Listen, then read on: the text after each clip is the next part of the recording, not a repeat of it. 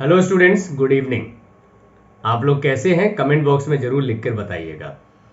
तो आज का वीडियो हम लोग बैटल ऑफ 1857 और we can say war of 1857 और हम इसको ऐसे भी कह सकते हैं फर्स्ट वॉर ऑफ इंडिपेंडेंस, इस पर आज का हमारा वीडियो रहेगा। लेसन बहुत लंबा है, इसको दो पार्ट में हम लोग पढ़ेंगे। पहले मैं आप लोगों के लिए पार्ट 1 लेकर आ रहा हूं। ओके, तो उम्मीद है वीडियो आपको पसंद आएगा। सारे वीडियो की तरह आप इस वीडियो को भी पसंद करेंगे और अपने सभी दोस्तों के बीच में इसको शेयर भी करेंगे। और जल्दी से जल्दी हमारे इस छोटे से चैनल को YouTube पर एक बड़ा चैनल आपको बनाना है। अगर आप चैनल पर पहली बार हैं तो सब्सक्राइब कर लीजिए। वीडियो पसंद आने पर इसे लाइक जरूर कर दीजिएगा और अपने सभी पढ़ने लिखने वाले दोस्तों को शेयर भी जरूर कर दीजिएगा। सिर्फ पढ़ने लिखने वाले दोस्तों को, बेकार के वीडियोस या जो अपना समय व्यर्थ में गवाते हैं उनको बिल्कुल नहीं, क्योंकि उनका जीवन जीने दीजिए, उनका जीवन उनको मुबारक। तो चलिए शुरू करते हैं आज के वीडियो को। हमारा टॉपिक है वॉर ऑफ 1857। जैसे कि आप स्क्रीन पे देख पा रहे होंगे, वॉर ऑफ 1857। हम इस वीडियो को जो है डिटेल में पढ़ने जा रहे हैं और डिटेल में पढ़ने का मतलब है कि वीडियो लंबा होगा।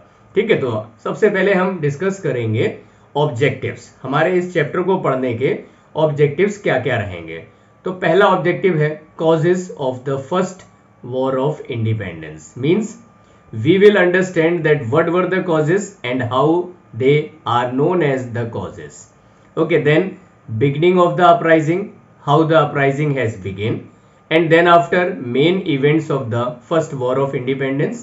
Okay, and then the consequences of the first war of independence, and then after we will study the drawback. Means finally we were not succeeded in this war, so definitely there were some drawbacks and we will study those drawbacks in this video. And then after the nature of the first war of independence. Okay, तो हमारा जो first part है उसमें हम इन दो topic को discuss करने जा रहे हैं। Means the causes of the war of independence and the beginning of the uprising. और बाकी के टॉपिक हम सेकंड पार्ट में डिस्कस करेंगे, क्योंकि फर्स्ट टू टॉपिक्स जो हैं वो खुद ही अपने आप में बहुत बड़े हैं, अभी आप देखेंगे। और अगर आपको 100% स्कोर करना है तो आपको ऐसे पढ़ना ही पड़ेगा, क्योंकि ये वीडियोस एजुकेशन वाले वीडियोस हैं। आपको डिटेल में पढ़ाने के लिए आपके साथ आपके फेवरेट टीचर राजपूत सर हैं। और आप बताइएगा किसी तरह से भी और भी वीडियो में इंप्रूवमेंट की गुंजाइश हो तो आप कमेंट करके जो है हमें अवगत कराते रहिएगा, क्योंकि आप लोग और भी बहुत सारे यूट्यूबर्स को देखते हैं जो उनका बेहतर पार्ट है। आप हमें जरूर बताइएगा, क्योंकि आपके उज्जवल भविष्य के लिए द सिटी टॉपर परिवार हमेशा तत्परता के साथ काम करता रहेगा। तो शुरू करें आज के वीडियो को। तो सबसे पहले स्क्रीन पर आप देख रहे हैं, और एक चीज मैं आपको बताना चाहता हूं, क्योंकि मैं भी यहां पर लगातार अपने लैपटॉप की स्क्रीन पर देख रहा हूं जिसे आप पीछे डिस्प्ले देख रहे हैं। ठीक है, तो मुझे नीचे देखना पड़ेगा। आप जो है मेरी तरफ ना देख करके सिर्फ और सिर्फ स्क्रीन की तरफ ही ध्यान दीजिएगा। ओके, तो हमारा जो टॉपिक है causes of the first war of independence, एक एक कॉज को हम डिटेल में पढ़ने जा रहे हैं। सबसे पहले समझ लीजिए कौन कौन से कॉजेस पढ़ेंगे ब्रॉड कैटेगरी में। इनके अंदर बहुत सारे कॉजेस होंगे जिन्हें हम पढ़ेंगे। तो सबसे पहले आता है पॉलिटिकल कॉजेस। ठीक है, पॉलिटिकल कॉजेस। दूसरा है इसके बाद में socio and religious causes, and then economic causes, फिर मिलिट्री कॉजेस, और फिर उसके बाद इमीडिएट कॉज। इन सभी को पढ़ेंगे, एक भी चीज छोड़ने वाले नहीं है। ओके, एक भी चीज नहीं छोड़ने वाले हैं। और ये हमारा संकल्प है कि जब तक तोड़ेंगे नहीं तब तक छोड़ेंगे नहीं। ठीक है, आपका अपना जो एम है अपने बोर्ड एग्जाम के रिजल्ट को 100% बनाने का, वो आप हमारे साथ द सिटी टॉपर परिवार के साथ बना पाएंगे। ठीक है, तो सबसे पहले इन कॉजेस में है हमारा पॉलिटिकल कॉज। सबसे पहले आपको समझने की जरूरत है कि ये पॉलिटिकल कॉज होते क्या हैं। तो किसी भी बैटल में, किसी भी वॉर में पॉलिटिकल कॉज बहुत इंपॉर्टेंस रखते हैं, क्योंकि एक्चुअली यही सबसे ज्यादा इंपॉर्टेंट होते हैं, क्योंकि जो वॉर होती है वो भी तो पॉलिटिक्स है। Are you getting my point? समझ रहे होंगे। जहां डाउट लगता है वहां पे आप अपना क्वेश्चन रेज कीजिए। जितने सवाल मैं आपसे करूंगा बीच बीच में, उनके जवाब आप कमेंट बॉक्स में लिख के रखिए। और पेन, पेंसिल, इरेजर ये सब साथ ले लीजिए, एक रफ नोटबुक और अपनी टेक्स्ट बुक साथ में रखिए। आप देखिएगा बेहतरीन तैयारी होगी। ठीक है, कोई शॉर्टकट नहीं है पढ़ाई का कोई शॉर्टकट कभी नहीं होता है। पढ़ाई जो है कंटिन्यूस और आपकी कॉम्प्रिहेंसिव एवोल्यूशन का पार्ट है। ठीक है, जब आप लगातार पढ़ेंगे आपकी प्रैक्टिस होगी, इसके अलावा कोई सॉल्यूशन नहीं है। राइट, तो पॉलिटिकल कॉज को हम डिस्कस कर रहे थे। ये वो कॉज होते हैं जिसमें हमारे पॉलिटिकल लीडर्स का डायरेक्ट इन्वॉल्वमेंट होता है, जिसमें हमारे स्टेट का डायरेक्ट इन्वॉल्वमेंट होता है, उसके एडमिनिस्ट्रेशन से रिलेटेड जब हम बात करते हैं, उनके लीडर्स के एक्टिविटी से रिलेटेड बात करते हैं, तो ये पॉलिटिकल कॉज हो जाते हैं। ठीक है, तो पॉलिटिकल कॉज में हम पहला कॉज जो पढ़ने जा रहे हैं वो है पॉलिसी ऑफ एक्सपेंशन। ओके, हम यहाँ पे किसकी पॉलिसी ऑफ एक्सपेंशन की बात कर रहे हैं? हम बात कर रहे हैं British policy of expansion. Right, तो ब्रिटिश पॉलिसी ऑफ एक्सपेंशन में हम पढ़ेंगे कि इन्होंने कई तरीके से जो है इंडिया में कई राज्यों को एक साथ कब्जे में कर लिया। एक साथ का मतलब ये नहीं है कि एक ऑल टुगेदर, मतलब कुछ समय के गैप के अंतराल में जो है इन्होंने भारत के सभी बड़े साम्राज्य, सभी बड़े राज्य जो भी मुगल से टूट टूट करके अलग हुए थे, उन सभी को जो है इन्होंने एक एम्पायर के अंदर ले आए। ओके, कितना बड़ा काम था और उसको इन्होंने बड़ी ही आसानी से, चतुराई से, काबिलियत से पूरा कर दिया। ठीक, तो हम इसमें पढ़ने जा रहे हैं। सबसे पहले हम बात करेंगे, ये देखिए मैंने यहाँ पर जो है कुछ हाइलाइटर से भी पॉइंट्स हाईलाइट किए हुए हैं। आप इस तरह से अपने नोट्स बना करके भी अपनी तैयारी 100% कर सकते हैं। एक भी टॉपिक आपको छूटा हुआ नहीं मिलने वाला है। ठीक है, तो इन्होंने क्या किया, पॉलिसी ऑफ टेरिटोरियल एक्सपेंशन शुरू किया। कैसे? जो नेटिव स्टेट्स थे उनके साथ साथ जो है कुछ ना कुछ ऐसे किया जिसको हम अभी पढ़ेंगे, जिससे हमारे नेटिव रूलर्स का जो है मेजर ग्रीवेंस यहाँ पर बनने लगा अंग्रेजों के खिलाफ। ठीक है, अंग्रेजों के खिलाफ होने लगे और इस वजह से आगे चल के इन्होंने बैटल में पार्टिसिपेट किया, अपना अपना योगदान दिया। यहाँ पर एक बैटल ऑफ प्लासी लड़ी गई थी, बैटल ऑफ प्लासी, जो आप अपनी प्रीवियस क्लासेस में डिटेल में पढ़ चुके हैं। ये जो है जून 1757 यानी 23 जून को शुरू होती है। 1757 में लड़ी जाती है किन किन के खिलाफ? सिराजुद्दौला नवाब ऑफ बंगाल एक तरफ थे और दूसरी तरफ ईस्ट इंडिया कंपनी, जिसको लीड कर रहे थे रॉबर्ट क्लाइव। ठीक है, रॉबर्ट क्लाइव ये इसको लीड कर रहे थे। इनके बीच में ये लड़ाई होती है जिसमें सिराजुद्दौला हार जाते हैं। ठीक है, तो इन्होंने जो है यहाँ पर डायरेक्ट वॉर कैसे किए? इन्होंने यहाँ पे चार तरीके अपनाए अंग्रेजों ने, जिससे कि वो हमारे किंगडम्स पर कंट्रोल कर सकें। उसमें से जो है पॉलिसी ऑफ एक्सपेंशन में ही अभी हम पढ़ रहे हैं, उसमें से इनका एक तरीका था, वो था बाय आउटराइट वॉर।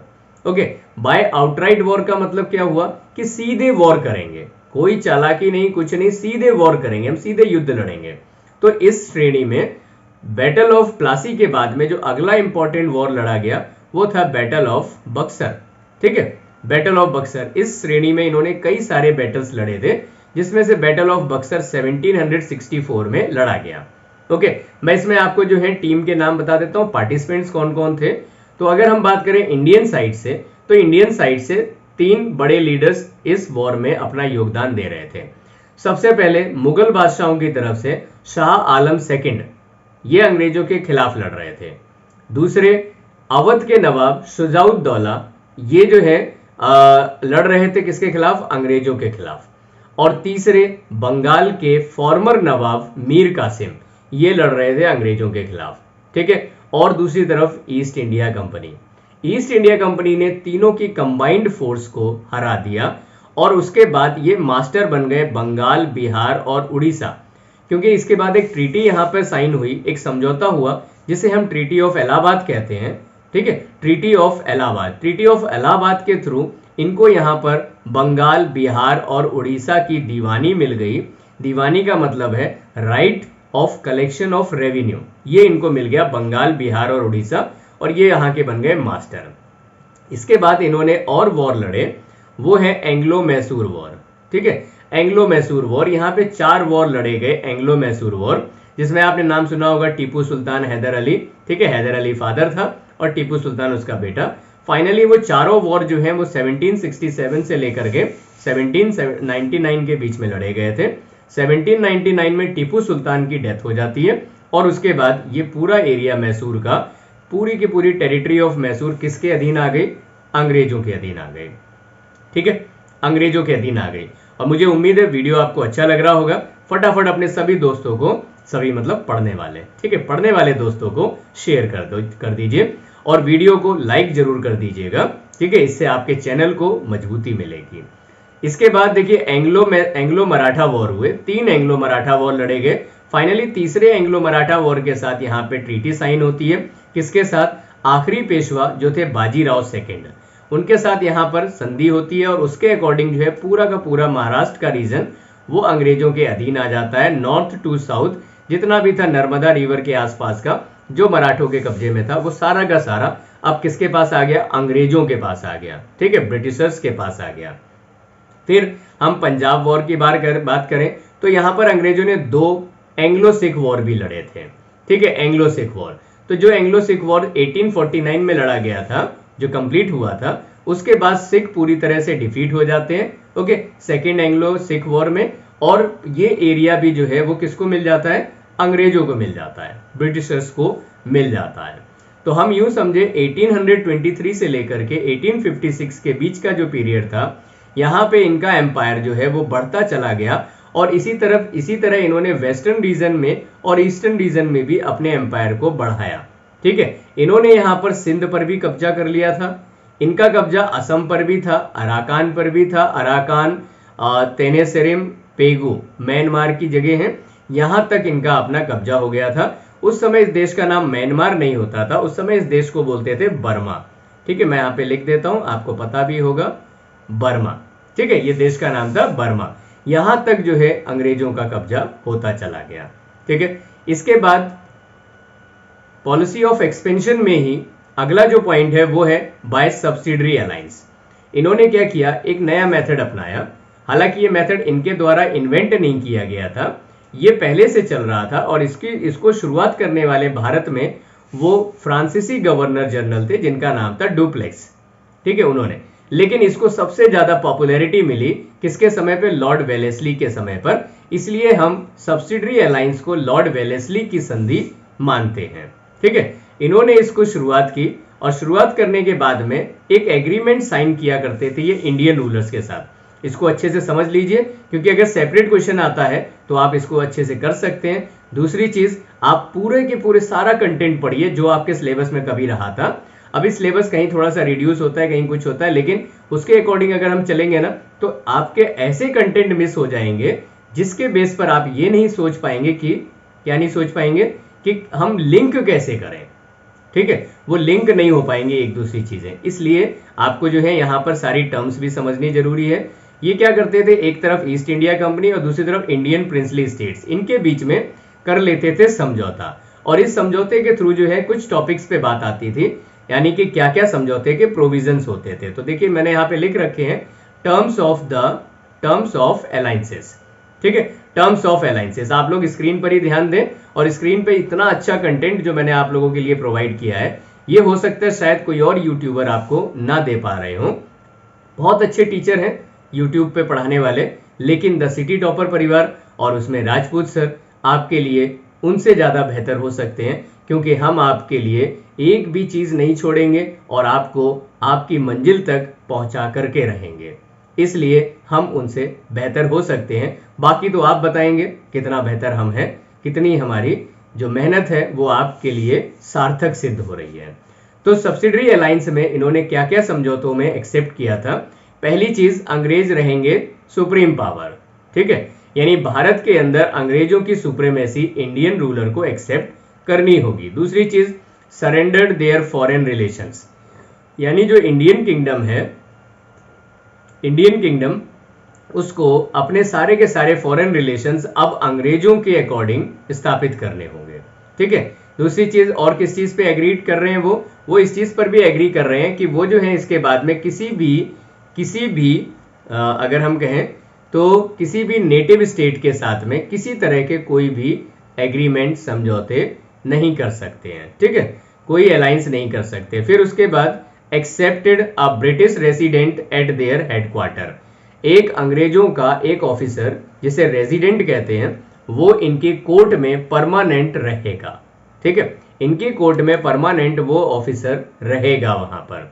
फिर इसके बाद पॉइंट नंबर ई में हम देखेंगे agreed not to employ any European, यानी कि अब उनकी सेना में कोई भी, उनके एडमिनिस्ट्रेशन में अंग्रेजों के अलावा कोई और यूरोपियन नहीं हो सकता। ठीक है, एक बार अगर सब्सिडरी अलायंस साइन कर ली तो। इसके अलावा मेंटेन द ब्रिटिश ट्रूप्स, अभी देखिए कितनी जबरदस्ती थी, अंग्रेजी सोल्जर्स का, यानी जो अंग्रेजी सेना है उसका खर्चा कौन उठाएंगे? प्रिंसली स्टेट्स, यानी हमारे रजवाड़े जो है उसका खर्चा उठाएंगे। ठीक, इसके बाद agreed they lost their independence, virtually they lost their independence. अब बताओ इनकी इंडिपेंडेंस बची का? हर तरीके से तो अंग्रेज की मर्जी। ओके, अब कहां बची उनकी इंडिपेंडेंस? तो वर्चुअली उनकी इंडिपेंडेंस खत्म हो चुकी थी। ठीक है, समझ में आई ना बात? वर्चुअली उनकी इंडिपेंडेंस खत्म हो गई। तो ये था हमारा सब्सिडरी अलायंस के बारे में। अब हुआ क्या, इन सब से भी जो है हमारे यहाँ के रजवाड़े लोग और अलग अलग फैक्शंस कैटेगरी के जो है लोग, वो यहाँ पर नाराज होने लगे अंग्रेजों से, और उनकी नाराजगी आगे चलकर एक बड़े से बैटल में सिद्ध हुई। इसके बाद देखिए अगला सबसे ज्यादा पॉपुलर जो है वो था doctrine of lapse. Okay, doctrine of lapse, इसमें क्या कर दिया अंग्रेजों ने? इसमें उन्होंने जो है और एक नया यूनिक मेथड लेकर आए। उन्होंने क्या कहा, पहले हम देखते हैं इसको इंट्रोड्यूस करने वाले कौन है? लॉर्ड डलहौजी। ठीक है, लॉर्ड डलहौजी ने इसको इंट्रोड्यूस किया। डॉक्ट्रिन ऑफ लैप्स इसे कहते हैं। ठीक है, आप इसे डॉक्ट्राइन ऑफ लैप्स भी पढ़ सकते हैं, डॉक्ट्रिन ऑफ लैप्स भी पढ़ सकते हैं, not a big issue. Okay, then इसके बाद यहां बताते हैं कि अगर कोई इंडियन रूलर मर गया और मरते समय उसका अपना कोई भी उत्तराधिकारी, यानी उसका अपना कोई भी बेटा अगर नहीं है, तो उस किंगडम को अंग्रेज ले लेंगे। अजीब जबरदस्ती थी। ठीक है, उस किंगडम को अंग्रेज ले लेंगे और उस राजा के पास कोई भी गोद लेने का अधिकार नहीं था अगर वो किसी को ले लें तो। और इस पॉलिसी के तहत इन्होंने कौन कौन से किंगडम को एनेक्स कर लिया? इस पॉलिसी के तहत इन्होंने सतारा, जैतपुर, संबलपुर, बघाट, उदयपुर, झांसी, नागपुर, इन सबको बारी बारी करके जो है एनेक्स कर लिया, अपने राज्य में जोड़ लिया। इनका राज्य बन गया ये वाला।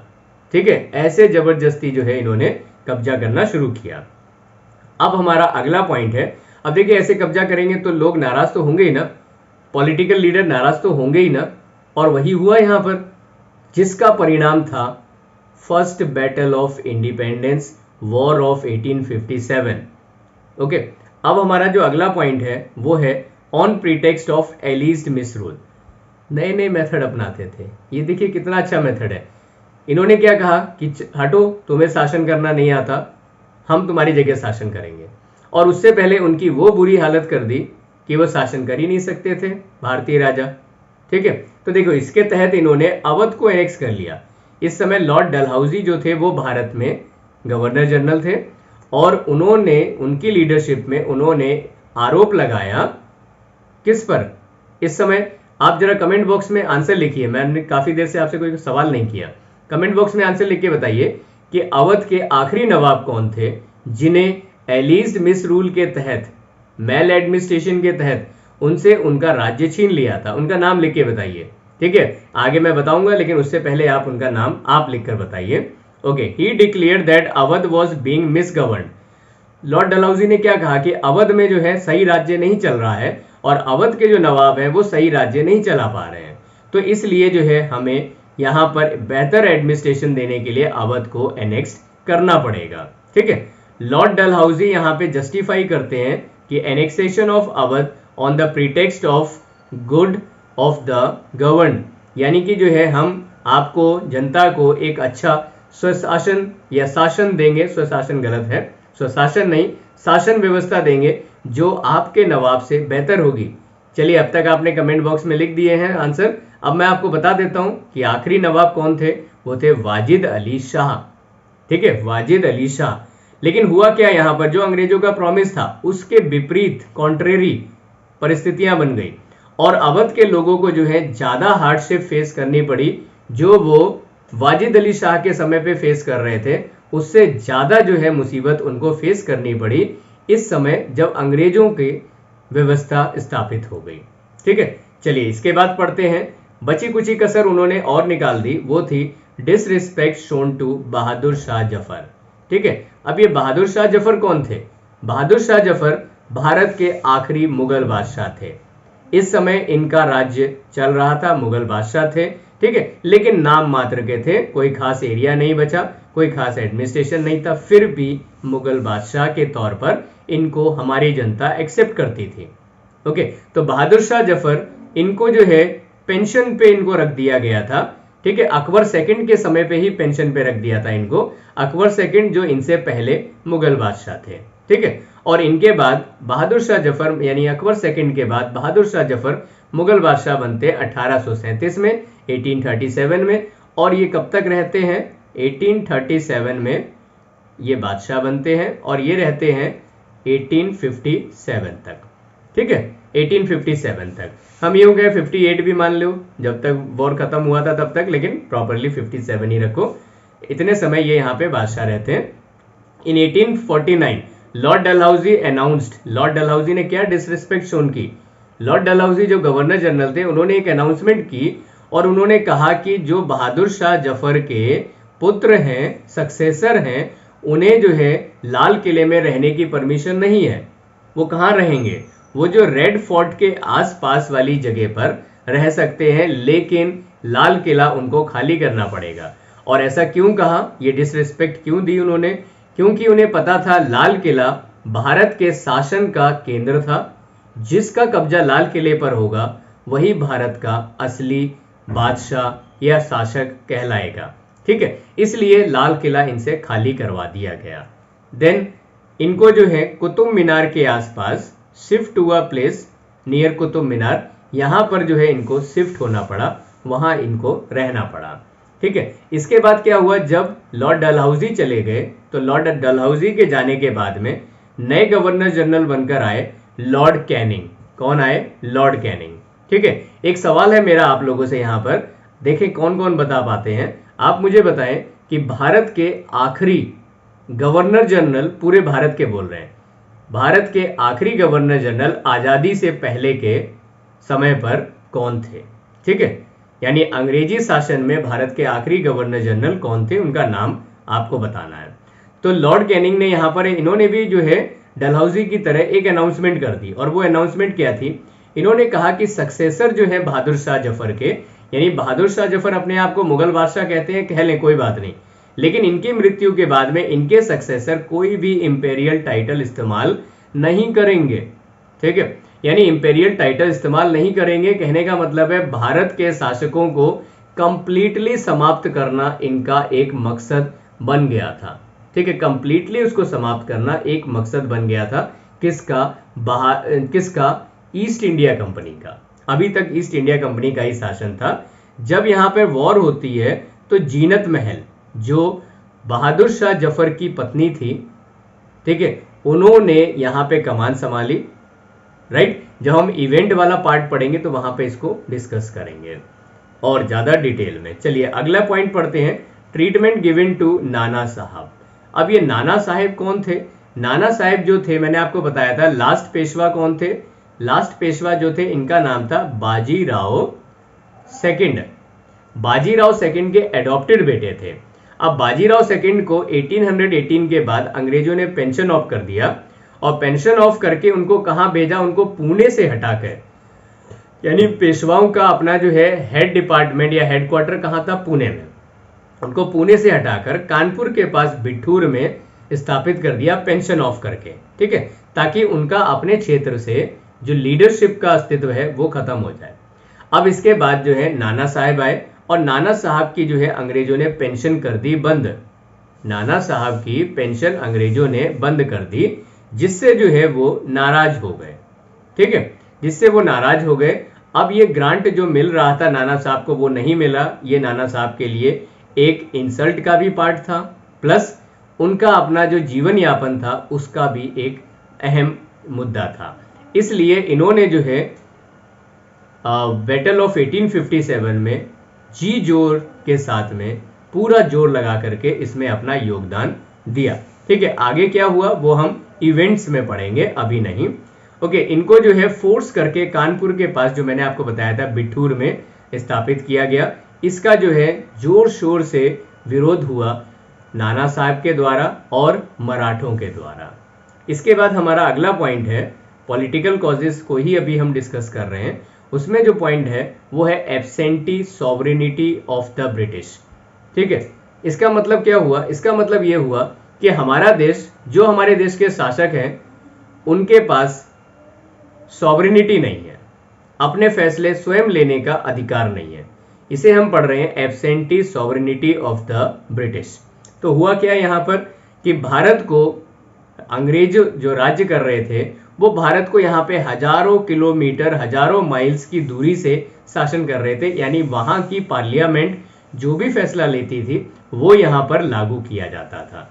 इसका भी विरोध इंडियंस के द्वारा किया गया और ये भी एक कारण बना जिससे वजह से बहुत सारे लोगों ने वॉर ऑफ 1857 में अपना बहुमूल्य योगदान दिया। ठीक है, यहाँ पर जो है इंग्लैंड भारत को एक्सप्लॉइट कर रही थी। इंडिया की वेल्थ जो है वो अंग्रेज पहुंचा रहे थे इंग्लैंड में। डेवलपमेंट अंग्रेजों का हो रहा था, इंग्लैंड का हो रहा था। एक्सप्लॉइटेशन इंडियंस का हो रहा था, इंडिया का हो रहा था। इसकी वजह से भी जो है एक इंपॉर्टेंट कारण बना ये, जिसको हम कहेंगे कि इसकी वजह से लोगों में गुस्सा बढ़ा। ठीक है, अब हम अगले पार्ट को डिस्कस कर रहे हैं, वो है सोशियो रिलीजियस कॉजेस। कुछ सामाजिक और धार्मिक कारण जो यहाँ पे थे वो भी अपना एक इम्पॉर्टेंट महत्व रखते हैं। ठीक है, वो क्या क्या हो सकते हैं? वो है आपके, पहला इन्होंने क्या किया, interference with the social custom. इन्होंने क्या किया, इंडिया के सोशल कस्टम में इंटरफेयर करना शुरू कर दिया। ठीक है, देखो इतनी सारी चीजें हम कम समय में डिस्कस कर पा रहे हैं और डिस्कस तो हमें करना ही पड़ेगा और इतना टाइम तो आपको देना ही पड़ेगा। ठीक है, बाकी आप अपनी स्पीड को कम या ज्यादा करके देख सकते हैं, सुन सकते हैं। ठीक है, तो जैसे कि मैंने कमेंट बॉक्स में आपसे एक सवाल किया था कि आखिरी जो है नवाब कौन थे, उनका नाम है वाजिद अली शाह। अगर मैंने बीच में आंसर दे दिया ठीक है, और भी जो है मैंने आपको आंसर दिया, और इस तरह से सवाल आगे आगे बढ़ते चले जाएंगे। एक क्वेश्चन मैंने आपसे पूछा था कि आखिरी पेशवा कौन है, तो उसका भी जवाब आपको मिल गया है। आखिरी पेशवा जो थे वो बाजीराव सेकंड थे। अब हम इंटरफेरेंस की बात कर रहे हैं, तो अंग्रेजों ने जो है यहाँ पर इंडियंस की फीलिंग की कोई कंसिडरेशन नहीं की, उसके बारे में कुछ नहीं सोचा और कई तरह के कानून यहाँ पे पास कर दिए, जैसे एबोलिशन ऑफ सती प्रथा। ठीक है, सती प्रथा पर पाबंदी लगाने से बहुत सारे इंडियन ऑर्थोडॉक्स नाराज हुए। विडो रीमैरिज एक्ट भी इन्होंने पास कर दिया, यानी विधवाओं को पुनर्विवाह करने का अधिकार 1856 में दे दिया अंग्रेजों ने, जो भारत के ऑर्थोडॉक्स सामाजिक धार्मिक लोगों को पसंद नहीं था। इसके अलावा वेस्टर्न एजुकेशन दिया। वेस्टर्न एजुकेशन यहाँ पे इंट्रोड्यूस की, वो भी गर्ल्स के लिए जब इंट्रोड्यूस की तो भारत के लोगों ने इसका भी बढ़ चढ़ करके विरोध किया कि इस प्रकार तो आप हमारे समाज को, हमारे धर्म को भ्रष्ट कर दोगे। इसको जो है वेलकम नहीं किया गया हमारे देश के अंदर। ठीक है, इसको हमारे देश की जनता के द्वारा इसको वेलकम नहीं दिया गया। इसके बाद है हमारा अगला टॉपिक, जो सुनकर के आपको भी हंसी आ जाएगी कि किस तरह के जो है बिलीफ्स थे हमारे उस समय पर। तो यहाँ पे लोग सस्पिशियस थे। ठीक है, मैं देखिए अब सब हाइलाइटर लगा रखे हैं ताकि आप लोगों का भी मेन फोकस उस पर पड़े। ठीक है, और आप लोग मेरी तरफ ना देख करके स्क्रीन की तरफ देखें। ओके, मेरी तरफ ना देख के स्क्रीन की तरफ देखें, आपकी बेहतर पढ़ाई होगी। और जो भी आपके सवाल हो वो आप इसमें लिखते रहिए। और ये वीडियो भी स्पेशल डिमांड पे बनाया गया है क्योंकि बच्चे कमेंट करके बताते हैं कि उनको इस टॉपिक पर वीडियो चाहिए, और हम उसी प्रकार जो है उस टॉपिक पर जल्द से जल्द एक वीडियो बनाकर आपको उपलब्ध कराते हैं। लेकिन वीडियो टाइम पास वाला नहीं होता है, हमारा वीडियो आपको फर्स्ट क्लास A1 क्लास की एजुकेशन देने वाला वीडियो होता है। ठीक है, अगर आपको अच्छा लग रहा है कि हम सही बोल रहे हैं तो एक थम्स अप जो है दे दीजिए कमेंट बॉक्स में सभी लोग। चलिए, और अपने दोस्तों को शेयर कर दीजिएगा, लेकिन पढ़ने लिखने वाले दोस्तों को। बार बार मैं इस बात को कहता हूं। ठीक है, और बीच बीच में थोड़ा बहुत एंटरटेनमेंट भी होता रहे, अच्छा लगता है। ठीक है, चलिए, तो देखिए सस्पिशियस थे।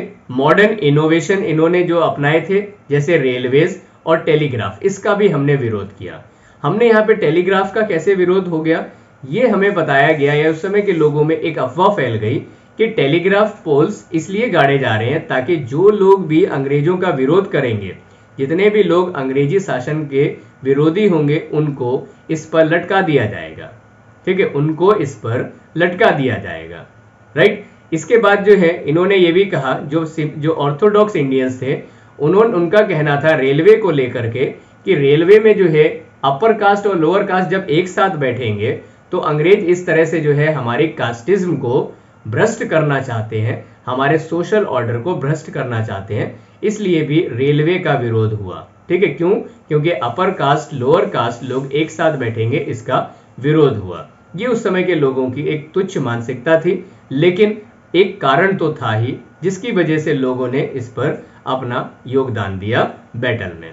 ठीक है, और इसके अलावा जो है ये सब इंट्रोड्यूस करने पर हम लोगों को ये लगने लगा कि हमारे रिलीजन, हमारे कास्ट को भ्रष्ट करने की कोशिश है, डिफाई करने की पूरी साजिश है अंग्रेजों की।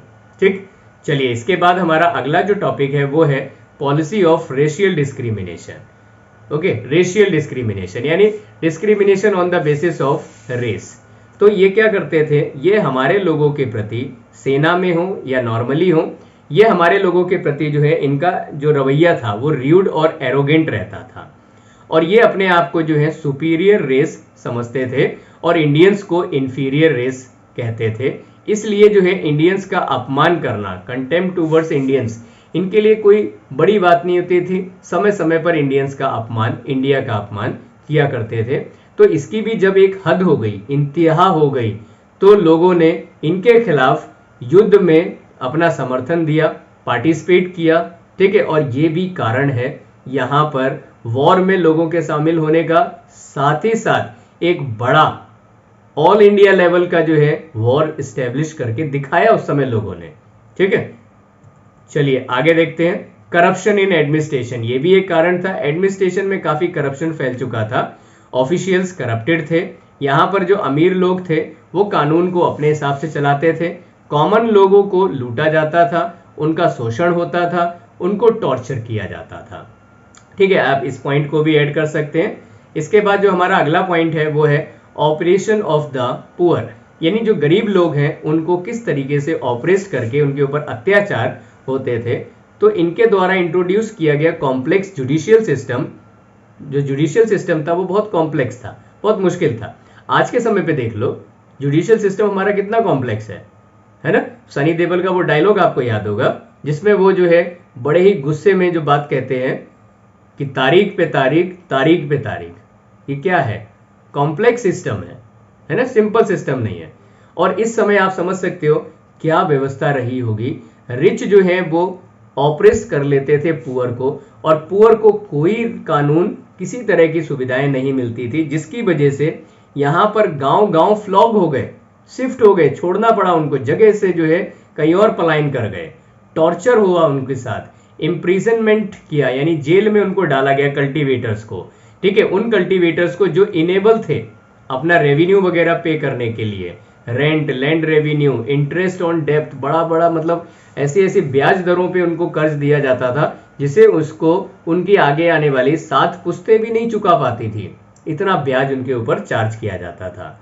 चलिए इसके बाद एक बड़ा कारण था activities of missionaries, activities of missionaries. ठीक है, तो यहाँ पे जितने भी मिशनरीज आए थे उन्होंने भी अपने धर्म प्रचार करने के लिए भारत के नोशंस को, भारत के सिंबल को लोअर किया, उनको लो डिग्निफाइड किया।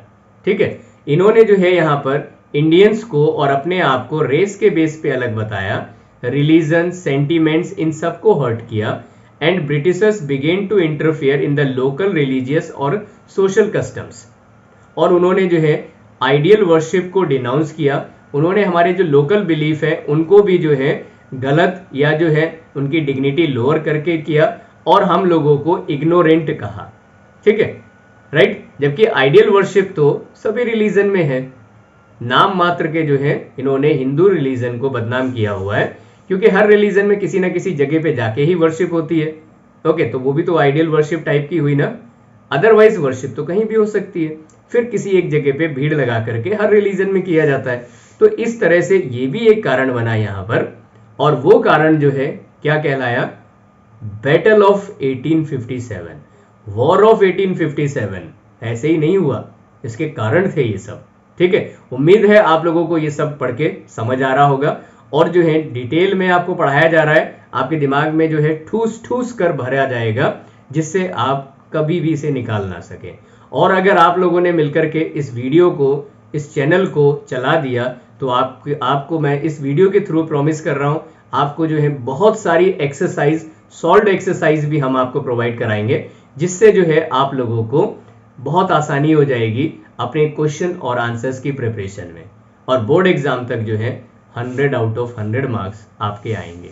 यकीन मानिए, मैं ये बात हवा में नहीं कह रहा हूँ, मैं ये करके दिखा रहा हूँ, और हर साल एक बड़ी संख्या में बच्चे 100 आउट ऑफ 100 स्कोर कर रहे हैं। चलिए आगे बढ़ते हैं। इसके बाद में fear regarding the western education. अब यहाँ पे जो वेस्टर्न एजुकेशन इन्होंने शुरू किया उसके खिलाफ, यानी उससे भी जो है कुछ डर भरने लगा भारतीयों में। वो क्या क्या है, तो देखिए इन्होंने वेस्टर्न एजुकेशन शुरू किया, उसका कारण आपको पता ही है, क्योंकि इनको अपनी कंपनीज में क्लर्क के तौर पर बहुत सारे लोगों की जरूरत थी, इसलिए सोच रहे थे कि अंग्रेजी शिक्षा देने से उनको कुछ आराम हो जाएगी। ठीक है, तो इन्होंने क्या किया, यहाँ पे जो ओरिएंटल लर्निंग थी उसको चेंज करके जो है एंग्लिसिस्ट लर्निंग में, वेस्टर्न एजुकेशन में कन्वर्ट कर दिया, जिससे हमारे यहाँ के पंडित्स और मौलवी नाराज हुए और इन्होंने जो है उनका खुला विरोध करना शुरू कर दिया। ठीक है, इन्होंने उसका खुला विरोध करना शुरू कर दिया। पीपल स्टार्टेड सस्पेक्टिंग, अब लोगों को जो है इस चीज पर शक होने लगा कि वेस्टर्न एजुकेशन जो ये लेकर आए हैं, क्या वो हम लोगों को पढ़ाने के लिए लाए हैं, या फिर जो है हमारे बच्चों को, हमारे चिल्ड्रन को यहाँ पर अपने रिलीजन में किसी तरह से लुभा करके कन्वर्ट करने के लिए लाए, क्योंकि इस समय एक भारी मात्रा में कन्वर्जन शुरू हो गया था, एक भारी मात्रा में कन्वर्जन चल रहा था यहाँ पर। तो चलिए आगे बढ़ते हैं। इसके बाद में टैक्सिंग रिलीजियस प्लेसेस। अब इन्होंने क्या किया, जो रिलीजियस प्लेसेस थे यानी मंदिर मस्जिद वाली जो जगह थी, उनके ऊपर जो है इन्होंने टैक्स लेना शुरू कर दिया। ये घटना भी जो हमारे लोग हैं उनके सेंटीमेंट को आहत करती है, और ये भी एक कारण था। ठीक है, ऐसे छोटे छोटे बहुत सारे रीजन थे, जो सारे के सारे रीजन मिलकर के क्या कहलाए, वो सारे के सारे रीजन मिलकर के कहलाए फर्स्ट वॉर ऑफ इंडिपेंडेंस। ठीक है, चलिए तो आगे पढ़ते हैं। लॉ ऑफ प्रॉपर्टी, ये क्या था, यहाँ हमारे यहाँ पर एक ऐसा सिस्टम था कि अगर किसी भी हिंदू घर के व्यक्ति ने अपना धर्म परिवर्तन कर लिया तो उसे अपने फादर की प्रॉपर्टी इनहेरिट करने का अधिकार नहीं होगा। लेकिन अंग्रेजों ने यहाँ पे क्या किया, एक एक्ट लेकर आए जिसको नाम दिया रिलीजियस डिसएबिलिटीज एक्ट। 1850 में इसको इंट्रोड्यूस किया। इसके अकॉर्डिंग इस चीज को खत्म कर दिया और इनहेरिटेंस जो फादर्स की प्रॉपर्टी थी उसको उन लोगों को भी देने का अधिकार दिया जो धर्म परिवर्तन करेंगे। अब देखिए ऐसा करके जो है उन्होंने क्या किया, लोगों को ये साफ साबित कर दिया कि हम आपका धर्म परिवर्तन करवाना चाहते हैं, और ये भी एक कारण बन गया। ठीक है, और आपको आपके फादर की प्रॉपर्टी से भी कोई बेदखल नहीं कर सकता, तो ये भी एक रीजन बन गया। ठीक है, और ये जो रीजन बना, ये कैसा रीजन बना, ये भी एक ऐसा कारण बना जिसकी वजह से फर्स्ट वॉर ऑफ इंडिपेंडेंस लड़ा गया। ठीक है, चलिए तो इसके बाद जो है अब हम पढ़ेंगे इकोनॉमिक कॉजेस।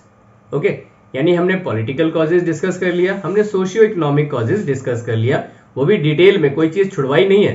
ठीक है, यानी इतना अगर आप पढ़ेंगे ना, और इसमें से कोई भी क्वेश्चन आ जाएगा, 4 नंबर आपके पक्के हैं, कहीं नहीं जाने वाले 4 नंबर।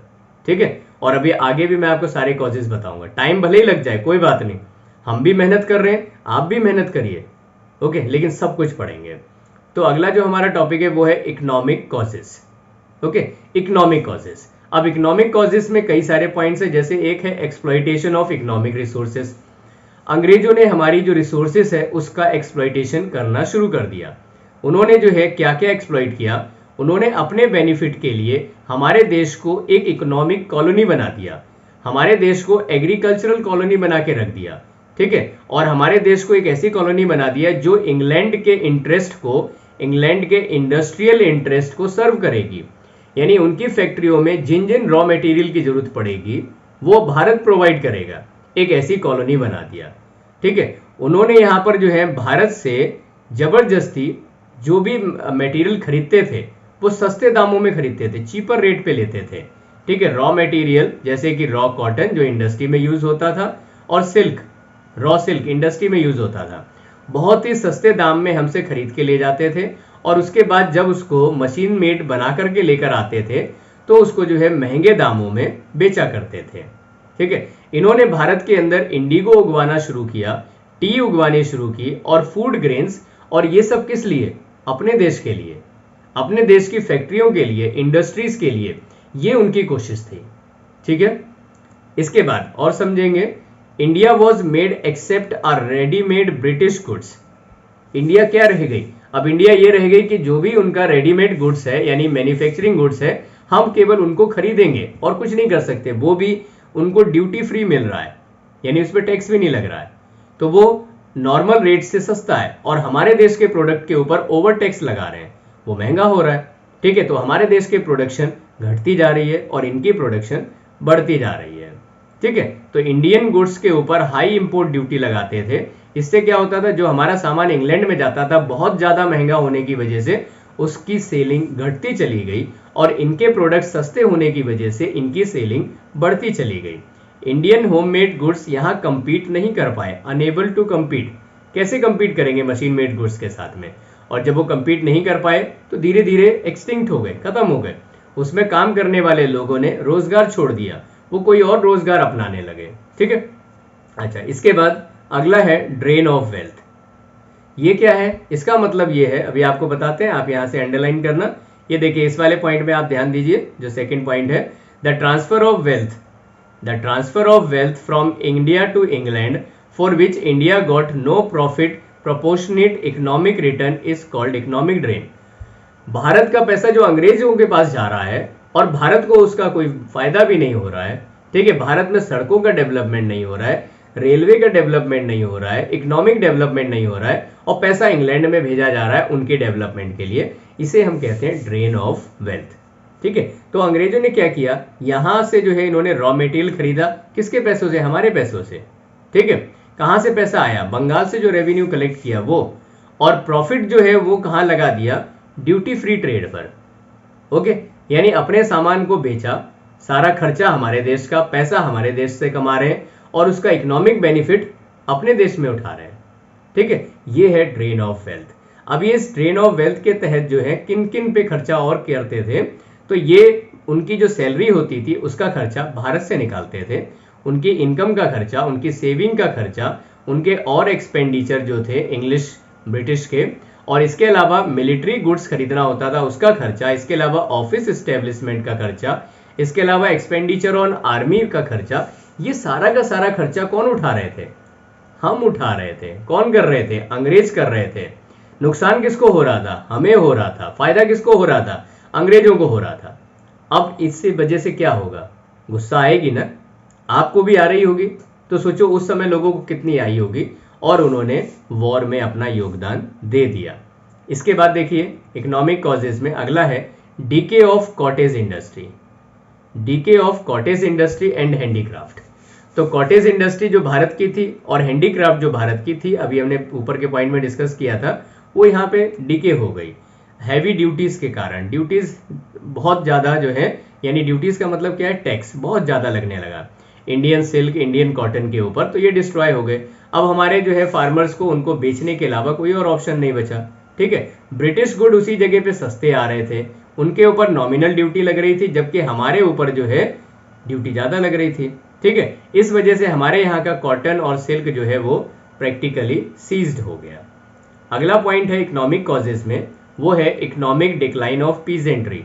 अब देखिए, जैसे कि पीजेंट ग्रुप था वो भी यहाँ पे डिसकंटेंट था, किसकी वजह से? लैंड रेवेन्यू पॉलिसी की वजह से। यानी अंग्रेज इतना ज्यादा टैक्स वसूल रहे थे, कैसे काम चल पाएगा? नहीं चलेगा ना, तो वो नहीं चला काम लगभग। ठीक है, अच्छा, इसके बाद अगला पॉइंट है ग्रोइंग ऑफ अनएम्प्लॉयमेंट। एक इंपॉर्टेंट पॉइंट है। यहाँ देखिए हम क्या पढ़ेंगे कि यहाँ पर जो है अनएम्प्लॉयमेंट बढ़ती चली गई अंग्रेजों के आने के बाद। वो कैसे बढ़ी? क्योंकि यहाँ पर जो रूलर्स थे, जो फाइनेंशियल सपोर्ट दे रहे थे पहले कई कैटेगरी के लोगों को, जैसे स्कॉलर्स थे, प्रीचर्स थे, मैन ऑफ आर्ट थे। आपने पढ़ा है ना, मुगल बादशाह जो है कितने सारे लोगों को अपने दरबार में इस तरह से रखते थे, जो किताबें लिखते थे, स्क्राइब का काम करते थे, सिंगिंग का काम करते थे, डांसिंग का काम करते थे। ठीक है, ऐसे लोग, इन सबको अंग्रेजों ने निकाल दिया, क्योंकि जब ये बादशाह नहीं रहे तो इनका रोजगार भी चला गया, ये भी बेरोजगार हो गए। ये भी एक कारण था यहाँ पर इनके डिक्लाइन का और युद्ध में इनके योगदान का। तो ऐसे जब से जैसे जो है रूलर्स डिक्लाइन होते चले गए और जिनको संरक्षण दिया गया था उनका संरक्षण खत्म होने लगा। So the patronage came to an end. ये भी बेरोजगारी एक बड़ा कारण यहाँ पर बनी। और इसके अलावा जो है जितने भी इंडियन सोल्जर्स थे, जहां पर अंग्रेज जीत जाते थे उस जगह पे जो इंडियन सोल्जर्स होते थे वो बड़ी संख्या में उनको नौकरी से निकाल दिया जाता था। ऐसे ही बंगाल के इधर पे 70,000 लगभग सोल्जर्स को अनएम्प्लॉयड कर दिया। वो क्या करेंगे, इसी में तो पार्टिसिपेट करेंगे, ठीक है। तो उन्होंने इसमें पार्टिसिपेशन अपना दिया और भारतीयों को जो है ऊंचे पदों पर नौकरी भी नहीं दी जाती थी। अभी हम मिलिट्री कॉजेस में भी इसको डिस्कस करेंगे। फिर इसके बाद अगला इंपॉर्टेंट कॉज है वो है पॉवर्टी एंड फेमाइंस। तो यहाँ पे पॉवर्टी और फेमाइन एक बड़ा कारण था जिसकी वजह से हम लोग या बहुत ज्यादा गुस्सा द्वेष भर गया था अंग्रेजों के खिलाफ, ठीक है। वो क्या क्या था, वो ये है कि यहाँ पर एक्सप्लॉइटेशन इनका बढ़ता जा रहा था, इंडिजीनियस इंडस्ट्रीज ये डीके हो रही थी, ठीक है, यानी कि ये समाप्ति पर थी, राइट। उसके साथ साथ टैक्सेशन कहीं कम नहीं हो रहा था, वो बढ़ रहा था। वेल्थ को कंटिन्यूसली ड्रेन किया जा रहा था अंग्रेजों की तरफ। एग्रीकल्चर स्टैग्नेशन था, यानी रुक गया, कोई ग्रोथ नहीं उसमें। पुअर का एक्सप्लॉइटेशन कंटिन्यूस प्रोसेस पे था। ये सब कारणों की वजह से पॉवर्टी हमारे देश में और बढ़ती चली गई।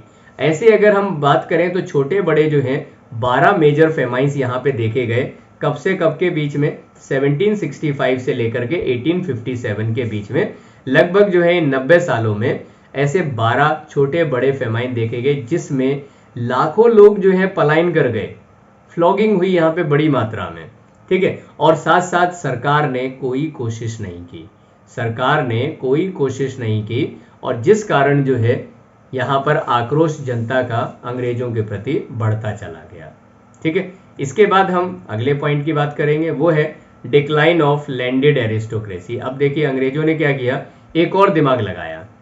इन्होंने जो है जो तालुकदार थे और जो लैंडलॉर्ड्स थे, जो आलीशान जीवन यहाँ पे जिया करते थे, उनको उनके स्टेट से बाहर करना शुरू कर दिया। कैसे, उनके पास जितनी भी कब्जा की हुई, गरीबों से छीनी हुई जो जमीन थी या उस तरह की जो भी लैंड थी, उसको डॉक्यूमेंट दिखाने के लिए कहा गया और इसके लिए जो है इन्होंने इनाम कमीशन का गठन किया 1852 में।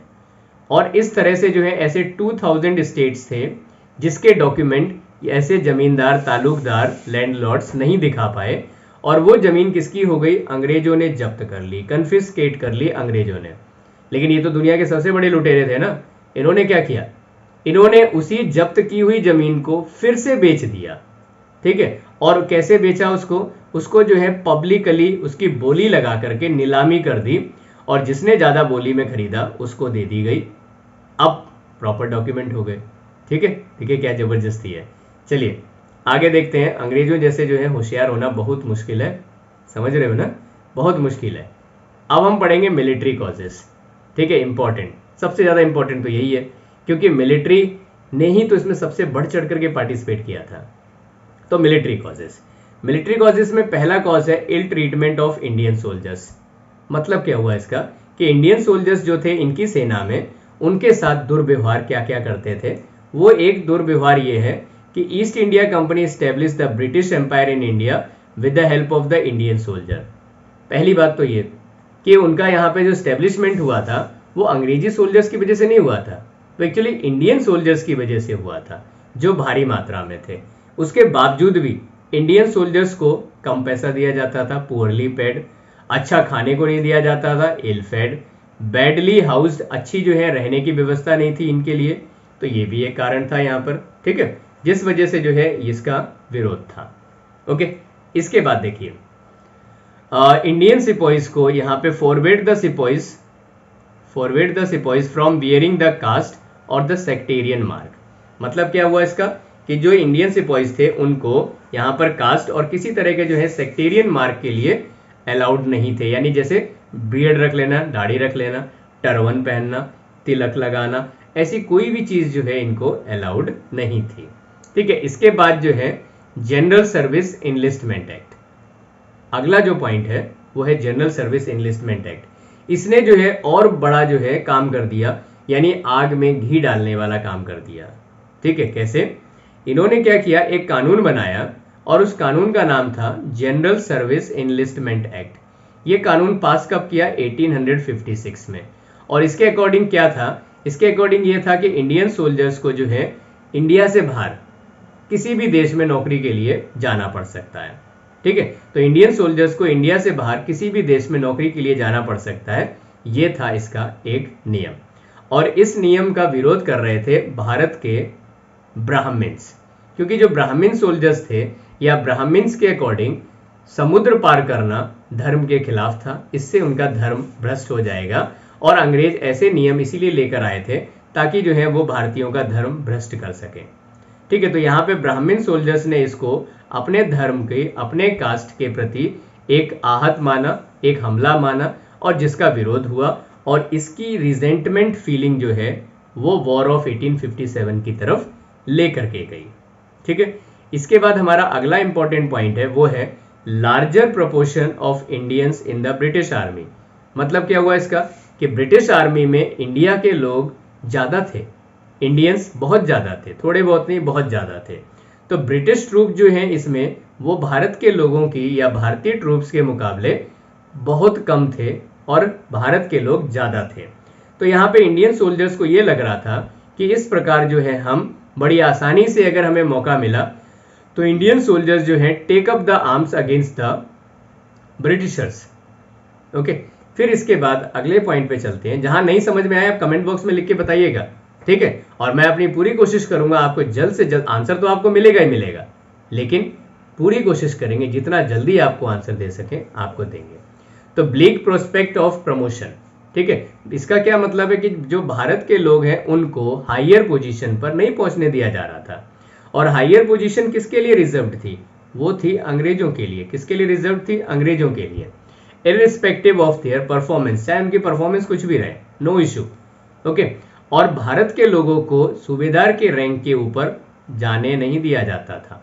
हाईएस्ट रैंक जो इंडियंस के लिए है वो सूबेदार का रैंक था, इसके ऊपर कोई चांस नहीं था। जबकि यही लोग जो हमारे नेटिव प्रिंसेस थे इनके समय पर ऊंचे ऊंचे पदों पे काम कर रहे थे, लेकिन यहाँ पर सूबेदार के रैंक से ऊपर प्रमोशन नहीं मिलेगा। इस प्रकार जो है फ्यूचर इंडियन सोल्जर्स का ब्लीक था, प्रमोशन के चांसेस जीरो थे।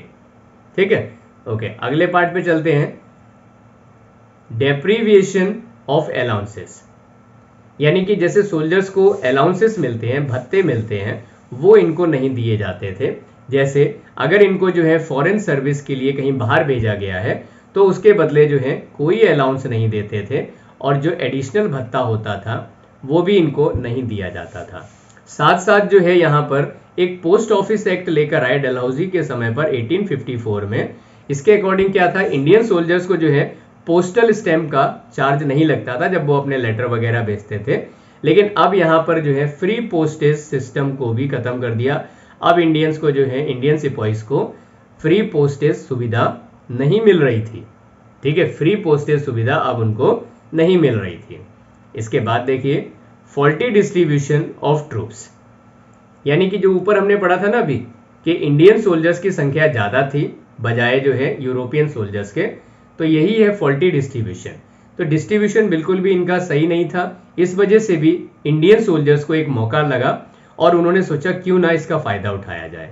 तो ऐसी जगह थी दिल्ली, इलाहाबाद, ऐसी जगह थी जहां पर ब्रिटिश सोल्जर्स बिल्कुल नहीं थे, सिर्फ ऑफिसर रैंक पे कुछ होंगे, बाकी ब्रिटिश सोल्जर्स थे ही नहीं यहाँ पर।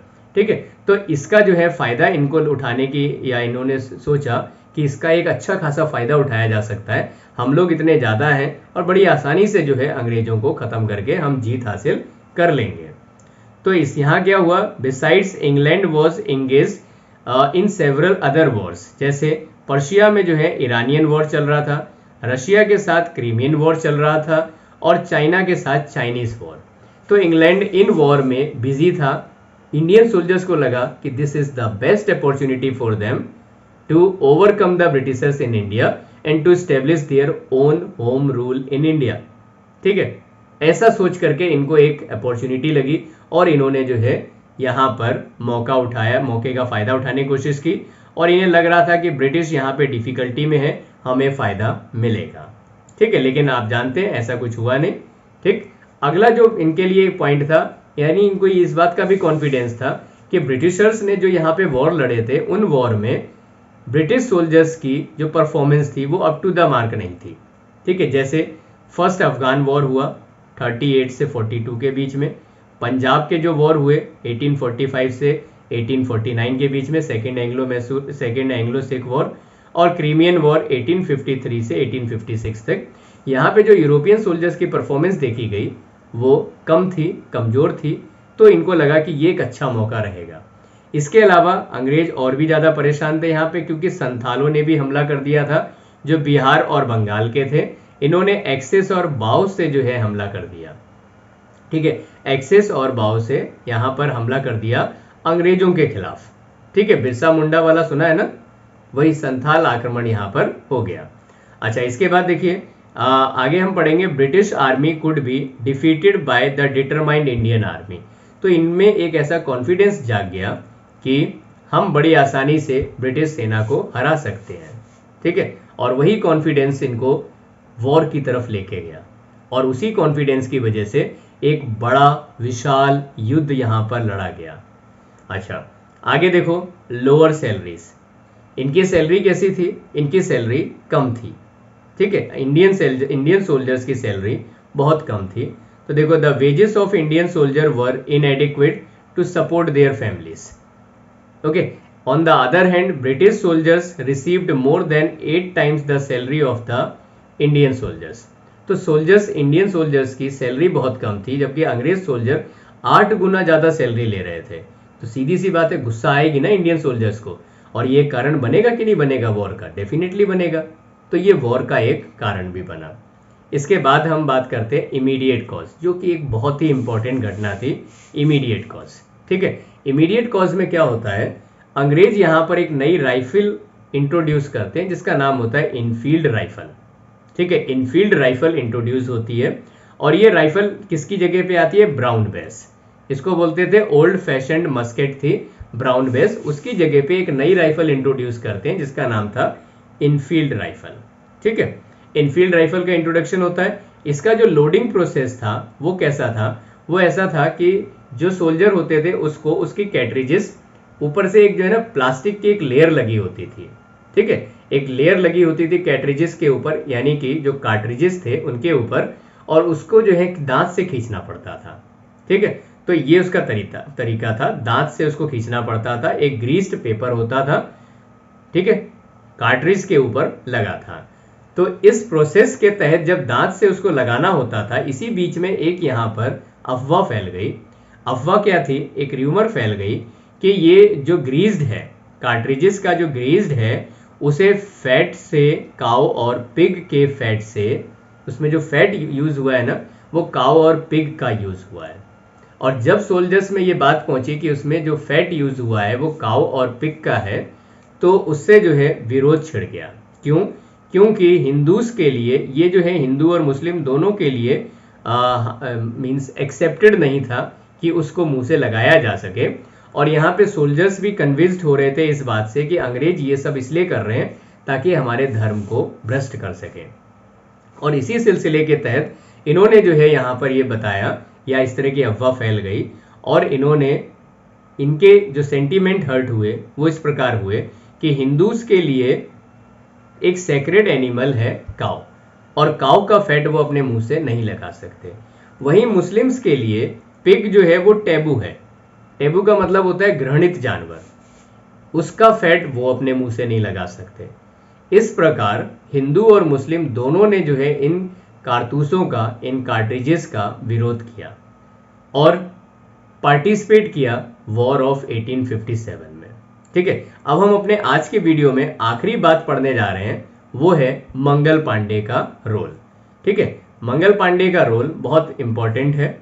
ठीक है, मंगल पांडे, क्योंकि ये आखिरी घटना है, इमीडिएट कॉज का ही पार्ट है, और इसके बाद फिर इवेंट्स पढ़ेंगे। राइट, तो देखिए क्या होता है यहाँ पर। 26 फरवरी 1857 की बात है। एक बटालियन है 19 नेटिव इन्फेंट्री, और ये 19th नेटिव इन्फेंट्री कहाँ पर है? बहरामपुर। बहरामपुर कहाँ है? बंगाल में ही है।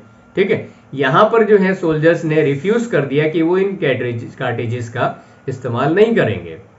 ठीक है, जब उन्होंने रिफ्यूज कर दिया कि कार्टेजेस का इस्तेमाल नहीं करेंगे, तो यहाँ क्या किया गया, उस पूरी की पूरी रेजिमेंट को ही डिसबैंडेड कर दिया। ठीक है, उसे अस्तित्व से खत्म कर दिया, डिसबैंड कर दिया। और ये एक वार्निंग थी दूसरी सेनाओं के लिए भी, दूसरी रेजिमेंट्स के लिए भी, कि अगर आपने भी ऐसा कुछ किया तो आपके साथ भी यही होगा। ओके, अब यहाँ क्या हुआ कि इससे सोल्जर्स डरे तो नहीं, बल्कि वो इस चीज से और ज्यादा डर रहे थे कि ऐसे तो अंग्रेज जो है हमारा पूरा का पूरा जो है धर्म भ्रष्ट कर देंगे, तो हमें जो है क्या करना चाहिए, इनका विरोध, इनकी बात नहीं माननी है। ठीक है, तो यहीं पर एक घटना घट जाती है मंगल पांडे के द्वारा, जो 34 नेटिव इन्फेंट्री के सोल्जर्स थे बैरकपुर में, बंगाल में ही, और इन्होंने अटैक कर दिया अपने एक एडजुटेंट के ऊपर और वो ऑन द स्पॉट मर गया। ठीक है, ये घटना कब की है, ये घटना है 29 मार्च 1857 की। ये घटना कब की है, 29 मार्च 1857 की। और इस घटना ने जन्म दिया वॉर ऑफ 1857 का। ठीक है, जिस घटना के बाद में अब मंगल पांडे को अरेस्ट कर लिया गया और 8 अप्रैल 1857 को इस बहादुर व्यक्ति को फांसी पे चढ़ा दिया गया, उसका कोर्ट मार्शल हो गया आर्मी से। ठीक है, इस प्रकार ये सब कॉजेस थे जो हमने एक एक करके डिस्कस किए।